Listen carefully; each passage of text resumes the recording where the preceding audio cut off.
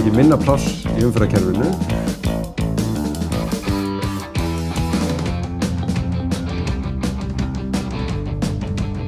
Að við þurfum að stórefla almenningssamgöngur til þess meðal annars að fólk eigi þann valkost að komast hratt og vel með almenningssamgöngum.